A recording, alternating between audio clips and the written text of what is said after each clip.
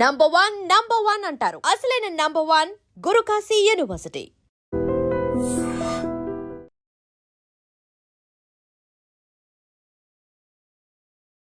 నమస్తే, welcome to iDream media. నేను సౌజన్య. Human relations చాలా విన్నాం, డేటింగ్ విన్నాము, లివింగ్ రిలేషన్షిప్, సిచ్యువేషన్షిప్స్, ఇంకా చాలా పేర్లు ఉన్నాయి. నాకు ఇవే గుర్తున్నాయి. ఇప్పుడు కొత్తగా డింక్ అనేది వినపడుతుంది. ఇదేం పిలుపు కాదు, పేరు కూడా కాదు. Dual income, no children. ఇది ఒక రిలేషన్ అనమాట. సో ఇది ఎంతవరకు కరెక్టు? ఇది చేయడం మంచిదా? మంచిదానికంటే చెడు ప్రభావాలు చాలా ఎక్కువ ఉన్నాయి. అయినా కానీ ఇదే ఎక్కువ ఫాలో అవుతున్నారు అబ్బాయిలు, అమ్మాయిలు. మరి ఈ అంశానికి సంబంధించి మనకి ఎన్నో విషయాలను తెలియజేయడానికి ఈరోజు మనతో పాటు ఉన్నారు senior journalist and family counsellor Priya Chaudhary garu ఉన్నారు. వారితో మాట్లాడారు. నమస్తే అండి. అంటే రిలేషన్స్లో ఒకనొక టైంలో ఫస్ట్ డేటింగ్ అనేది విన్నాం, లెటర్ ఆన్ లివింగ్ రిలేషన్షిప్స్, తర్వాత పెళ్లి చేసుకోవడం, లేదు అంటే విడిపోవడం, అక్కడ అది దాని తర్వాత చాలా వచ్చాయి. సిచ్యువేషన్షిప్స్ అని, రిలేషన్షిప్స్ అని, ఇప్పుడేమో డింక్ అంట. Dual income, no children.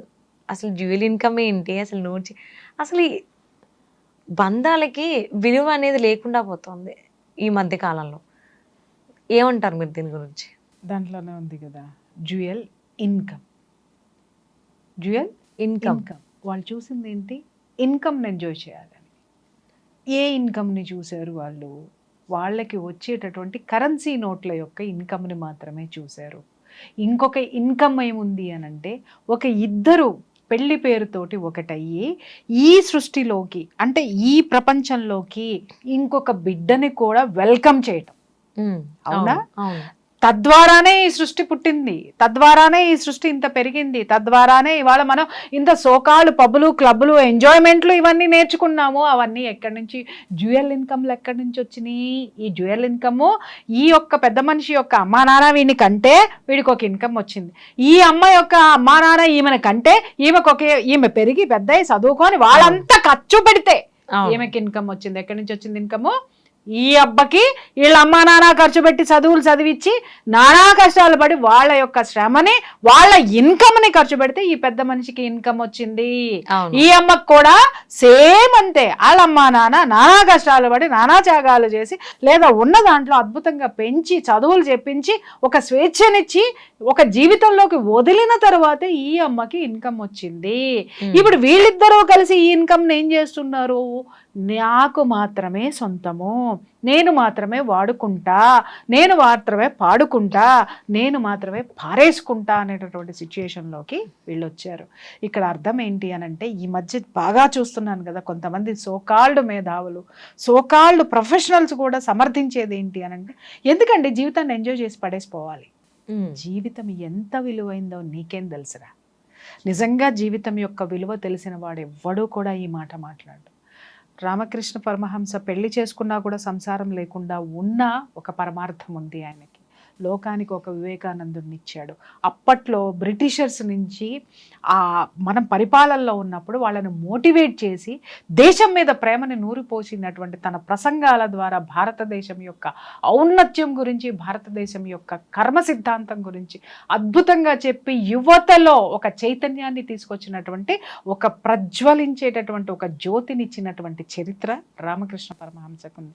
అలాగే పెళ్లి చేసుకోకుండా ఉండిపోయినటువంటి వివేకానందుడు ఈ యువతకి ఈ రోజుకి కాదు, ఈ జాతి ఉన్నంత వరకు, భరత జాతి ఉన్నంత వరకు వివేకానందుడు ఉంటాడు వాళ్ళ చైతన్యంలో. అంత గొప్ప స్థితి ఆ జీవితాన్ని. ఒక రమణ మహర్షి ఉన్నారు, ఆయన ఎప్పుడు ఎవరికి ఉపన్యాసాలు ఇవ్వలేదు, ఏమీ ఇవ్వలేదు, కానీ తన తత్వంతో ఆయన ఒకటే చెప్పాడు, నీలోకి నువ్వు చూసుకోరా చాలు, నువ్వేంటో నీకు అర్థమవుతుంది అని. అలా ఎంతో మందిని మార్చి వాళ్ళ యొక్క కర్మల్ని, వాళ్ళు ఏ విధంగా వాళ్ళ జీవితాన్ని కర్మల ద్వారా కర్మల్ని ఎలా ప్రక్షాళన చేసుకోవాలి, వాళ్ళు ఆ సిద్ధాంతాన్ని అన్వయించుకొని ముందుకు ఎలా వెళ్ళాలని దిశానిర్దేశం చేసినటువంటి మహోన్నతమైనటువంటి జీవితాలు ఉన్నాయి. వాళ్ళని అందాము ఈ యొక్క సిచ్యుయేషన్కి. కానీ వీళ్ళు ఏం పొడుస్తున్నారని చెప్పేసి అని ఈ కల్చర్ని తీసుకొని వచ్చారు. దేశానికి ఏమిస్తున్నారు, ప్రకృతికి ఏమిస్తున్నారు? నీకు ఒక విషయం చెప్తా. ఇలాగే జపాన్లో ఒక 70 years బ్యాక్ ఇదే నిర్ణయం తీసుకున్నారు. ఏంటి అని అంటే, no marriage, no children, enjoy the life. మీరు చూడండి, గొడ్లు కష్టపడినట్టు కష్టపడతారు వాళ్ళు. కష్టపడిన తర్వాత ఇయర్లీ వన్స్ వాళ్ళు ప్రపంచ యాత్రకు బయలుదేరిపోతారు. మీరు మన అదేంటి టూరిజం స్పాట్స్ అన్నీ కూడా మీరు ఒకనొక సీజన్లో ఈ జపనీస్ తోటి నిండిపోయి ఉంటాయి. మొత్తం ఆడ మగ వచ్చేస్తారు, హ్యాపీగా ఎంజాయ్ చేసేస్తారు, వెళ్ళిపోతారు. మళ్ళీ వాళ్ళ పని వాళ్ళు చేసుకుంటారు, మళ్ళీ డబ్బులు సంపాదించుకుంటారు, మళ్ళీ ఎంజాయ్ ఎంజాయ్ ఎంజాయ్. ఇవాళ జపాన్ పరిస్థితి ఏంటి అనంటే అందరూ ఏజ్డ్ పర్సన్స్, ముసలోళ్ళే, ఎక్కడా యూత్ కనపడట్లేదు. మొక్కుతున్నారు వాళ్ళు. జపాన్ గవర్నమెంట్ జపనీస్కి మొక్కుతుంది. ఏమని అంటే, అయ్యా దయచేసి పిల్లల్ని కనండి, అయ్యా దయచేసి పిల్లల్ని కనండి, అయ్యా దేశం నాశనం అయిపోతుంది. ఇవాళ జనరేషన్ అనేది లేకపోతే దేశం ఎక్కడికి పోతుంది? దేశం అనేది ఉంటుందా? భూమి మీద మనిషి అనేటటువంటి వాడు లేకపోతే ఆ ప్రాంతం ఏమైపోతుంది? మళ్ళీ ఎక్కడికి వెళ్ళిపోతుంది? శూన్యమైపోదా? ఈ శూన్యంలో ఈ శూన్యం నుంచే నువ్వు వచ్చావు, శూన్యంలోకి నువ్వు వచ్చావు. నువ్వు వచ్చి పునరుత్పత్తి ద్వారా నువ్వు అన్నవే DINK dual income for enjoyment. ఈ ఎంజాయ్మెంట్ని ఇచ్చింది విత్ చిల్డ్రన్ ఉన్న పర్సన్స్. అండర్స్టాండ్? విత్ చిల్డ్రన్ ఉన్న వాళ్ళ కోసమే. Do you understand? అర్థమైందా? పిల్లల్ని కన్నవాళ్ళు ఇచ్చారు, కన్న పిల్లల కోసమే ఇచ్చారు. అవును. ఇది అర్థం చేసుకోకుండా ఎవడబడితే వాడు ఏ మూర్ఘపు జాతికి ఏది తోస్తే దానికి ఒక పేరు పెట్టి సోషల్ మీడియాలో దాన్ని పర్వెక్టెడ్గా చేసి ఇవన్నీ చేసుకుంటూ ఇది చాలా గొప్పదని కొంతమంది మూర్ఘపు మేధావులు అనబడేటటువంటి వాళ్ళు వీటిల్ని సమర్థించుకుంటూ కొంతమంది ప్రొఫెషనల్స్ తాళాలేస్తూ దీన్ని ఎక్కడికి తీసుకెళ్దాం అనుకుంటున్నారు? ఒకసారి చెప్పండి అమ్మా. ప్రపంచంలో ఎక్కడికెళ్ళి చూసినా భారతదేశం యొక్క వివాహ వ్యవస్థకి చేతులెత్తి ఎందుకు మొక్కుతారు? భారతదేశపు సంస్కృతికి చేతులెత్తి ఎందుకు మొక్కుతారు? ఒక డిసిప్లిన్ ఉంది, ఒక కుటుంబ కట్టుబాటు ఉంది. కట్టుబాటు వల్ల వచ్చేటటువంటి ఆ యొక్క డిసిప్లిన్తో కూడినటువంటి జీవితం ఏదైతే ఉందో ప్రశాంతంగా ఉంది. ఇప్పుడు లేదు, ప్రశాంతంగా ఉంది. అందుకే ఇండియా అనగానే ఇలా ఎందుకు చేతులు వస్తాయి, ఇలా ఎందుకు రావు, ఇలా ఎందుకు వస్తాయి? విడిపోయిన చేతులు కలుస్తాయి. ఎందుకు కలుస్తాయి అని అంటే ఒక సంస్కృతిని క్రియేట్ చేసినటువంటి అద్భుతమైనటువంటి మహోన్నతమైనటువంటి చరిత్ర మన భారతదేశాన్ని. ఇలాంటి భారతదేశంలో పుట్టిన వాళ్ళు ఈ విధమైనటువంటి పోకడలకి, ఇందాక మీరు నన్ను క్వశ్చన్ వేసేటప్పుడు అన్నారు లివింగ్ టుగెదర్ విన్నాము, తర్వాత డేటింగ్ విన్నాము. అవన్నీ ఏమైనాయమ్మా? నా చిన్నప్పుడు విన్నాను డేటింగ్, అది ఇప్పుడు ఎక్కడుందో తెలదు. తర్వాత విన్నాను లివింగ్ టుగెదర్, అది ఇప్పుడు పోయి డింక్ వచ్చింది. అంటే ఇది కూడా వచ్చింది పోవడానికే. దీంట్లో కూడా కొంతమంది జేరీ నా చిన్నప్పుడు ఇంకొక కల్చర్ ఉండేది, హిప్పీస్ అని ఉండేవాళ్ళు. హిప్పీస్ అని ఉండేవాళ్ళు. వాళ్ళు ఏంటి అని అంటే సేమ్ ఇదే డింక్ కల్చర్ లాంటిది, కాకపోతే ఇక్కడ డ్యూయల్ ఇన్కమ్ తోటి ఎంజాయ్ చేస్తారు. అక్కడ ఏంటి అని అంటే ఎవడికి ఇన్కమ్ ఉండదు, ఎవడికి ఇది ఉండదు, మత్తుతోటి జోగి తూగుతూ ఉంటారు యూత్ మొత్తం కూడా. 70s లో ఉన్నటువంటి అప్పుడు ఉన్నటువంటి ఒక జాడ్యం అన్నమాట ఇది. ఇక చివరికి ఏమైపోయిందంటే యువత మొత్తం మత్తుకు బానిసైపోయి ఆడ మగ వావి వరస లేకుండా వాళ్ళు ఊరు చివర్ల పొలిమేరల్లో ఒక డెన్ ఏర్పాటు చేసేసుకొని వాళ్ళకి 24 hours ఏంటంటే మ్యూజిక్లు, డాన్సులు, మత్తు పదార్థాలు. వీళ్ళకి డబ్బులు ఎక్కడి నుంచి వచ్చాయి అని అంటే ఇంట్లో ఉన్నటువంటి పెద్దవాళ్ళని పోరి తీసుకొని వచ్చేవాళ్ళు. లేదు అని అంటే వీళ్ళు ఇంకొకళ్ళని హత్యలు చేయడానికి కూడా వెనకాడేటటువంటి వాళ్ళు కాదు, దొంగతనాలు, దోపిడీలు కూడా వీళ్ళ వల్ల జరిగేటటువంటి. అంటే ఒక స్థితి ఉన్మాద స్థితికి, ఇలాంటి స్థితులు ఉన్మాద స్థితికి ఎలా తీసుకెళ్తాయో చెప్తా. ఎందుకు తీసుకెళ్తాయి అని అంటే ఎమోషన్స్లో బ్యాలెన్స్ లేదు. ఎమోషన్స్లో ఎప్పుడు బ్యాలెన్స్ వస్తుంది అని అంటే ఇద్దరు కలిసి ఒక క్రమశిక్షణతో కూడుకున్నటువంటి జీవితంలోకి వచ్చినప్పుడు, మీ ఇద్దరికీ కలిసి ఒకళ్ళో ఇద్దరో ముగ్గురో మీ జీవితంలోకి వచ్చినప్పుడు అప్పుడు బ్యాలెన్స్ అవుతుంది, అప్పుడు డిసిప్లిన్ వస్తుంది, అప్పుడు క్రమశిక్షణతో కూడినటువంటి జీవితం ప్రశాంతంగా ఉంటుంది.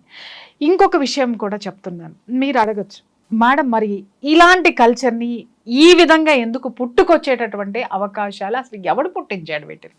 ఒక మీరన్నట్టు ఒక హిప్పీ కల్చర్ కానీ, తర్వాత ఈ డేటింగ్ కల్చర్ కానీ, లేకపోతే ఇంకొకటి కానీ జీవితంలో ఫెయిల్యూర్ అయినాడు పుట్టిస్తాడు.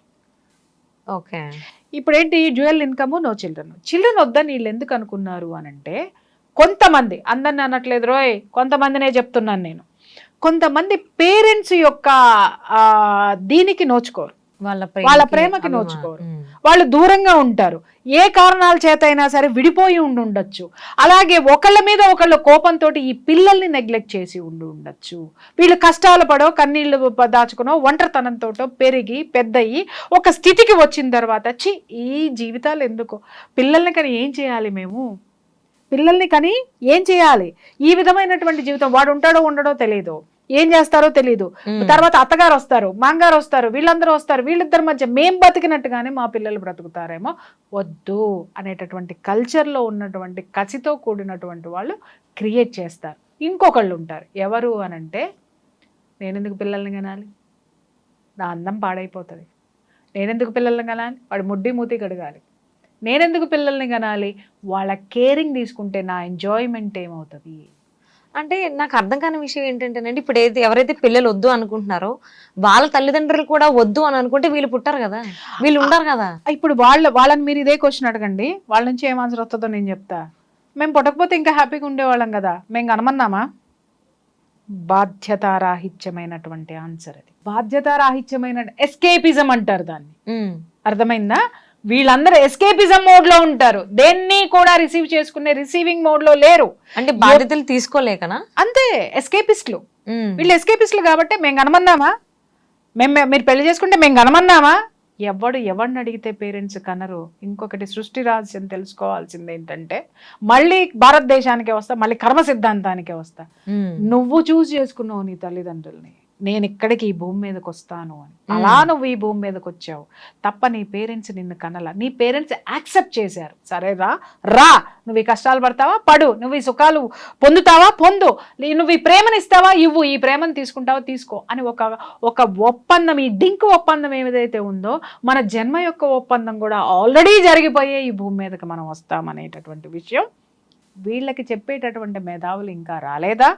చెబుతున్నా కూడా వీళ్ళ బుర్రలకి ఎక్కలేదా అనంటే, చెప్తున్నాను కదా, మనము తోట వేస్తాము, చీడ పడతా ఉంటుంది ఒక్కొక్క చెట్టుకి, ఏం చేస్తాము, కొన్నాళ్ళు చూస్తాము, మందేస్తాము, చీడ తగ్గుతుందేమో అని చెప్పేసి, మందేయంగానే చీడ తగ్గిపోతుంది. కొన్నిట్లకి పాకుతూ పోతా ఉంటది, మందు వేసినా కూడా తగ్గదు. కారణం ఏంటంటే, ఆ మందులో ఈ చీడకు సంబంధించినటువంటి చంపేటటువంటి కెమికల్స్ స్ట్రాంగ్ గా లేకపోవడమే.